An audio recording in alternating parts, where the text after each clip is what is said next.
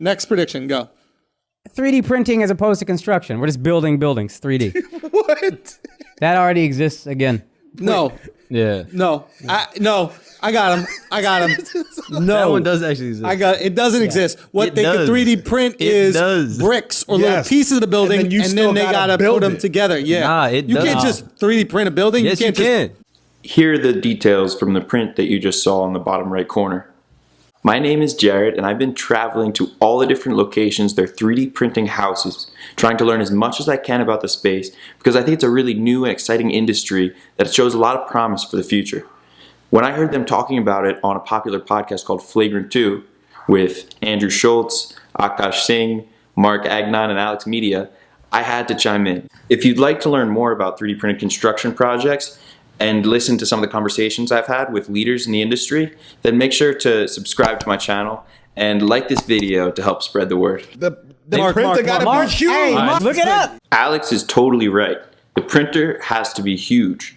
Take a look at how they assemble it here, using 3D printed concrete as the base. After they level the system, they're able to build the printer on top of it, and the printer then prints out the home. As you can see in this picture, the units can be combined modularly to make the printer as big as you want.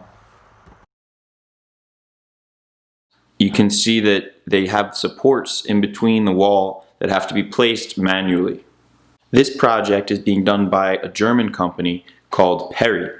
They bought a stake in Cobod a couple years ago, and now they're a distributor of the Cobod Bod 2 printer. This project is really testing all of the different elements of the construction project so that Perry can really become an expert in using this equipment. They're 3D printing You had parts. the same reaction to robots doing surgery. They're 3D printing parts of the thing. They're not 3D printing the whole thing. Right.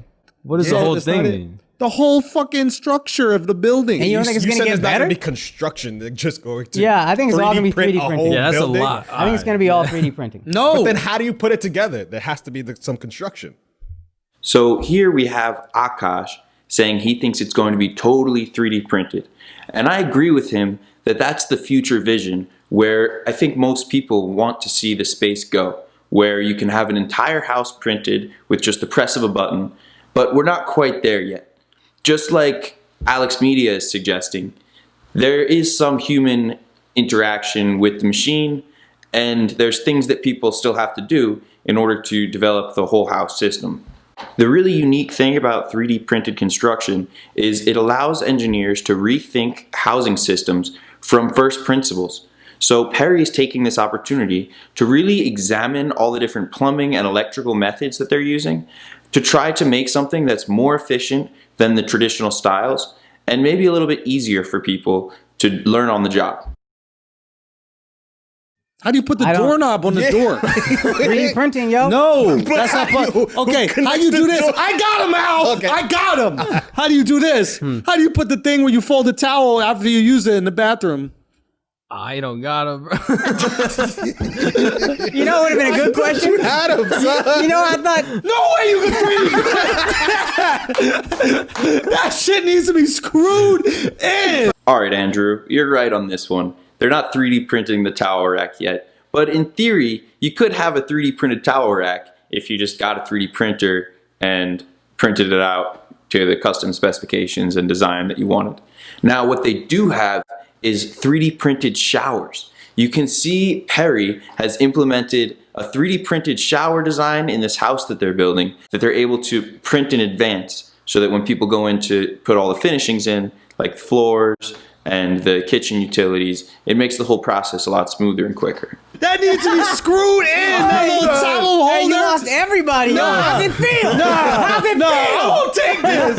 I won't take this. You said some shit you thought slapped. You got the wall, and you got the thing that holds the towel. Remember how much You can't faith print you that had? as part of the same fucking thing. I feel like I just gave the ball to J.R. Smith. I think I did it again. He's running away. Yo, JR, what are you doing? The fuck? You're LeBron looking at it with your hands up. That shit is impossible to put on even by myself. You couldn't even install a bidet.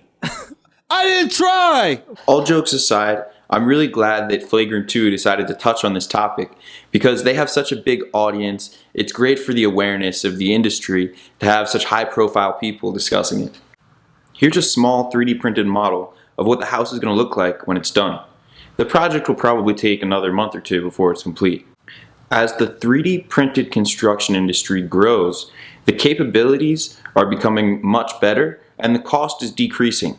So it's only logical that you'd expect this to continue happening in the near future until ultimately it becomes the most cost-effective construction method requiring the least number of labor hours.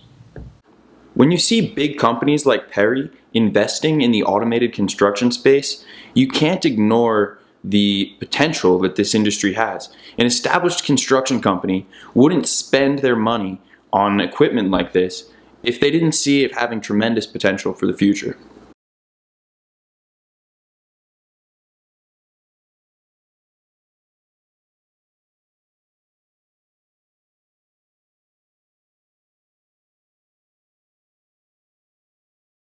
If you'd like to learn more, check out my website, watch some of my other videos, or listen to my podcast, the Automate Construction Podcast, where I talk to CEOs, founders, and people who are deeply involved in the automated construction space and 3D printing of concrete and other materials.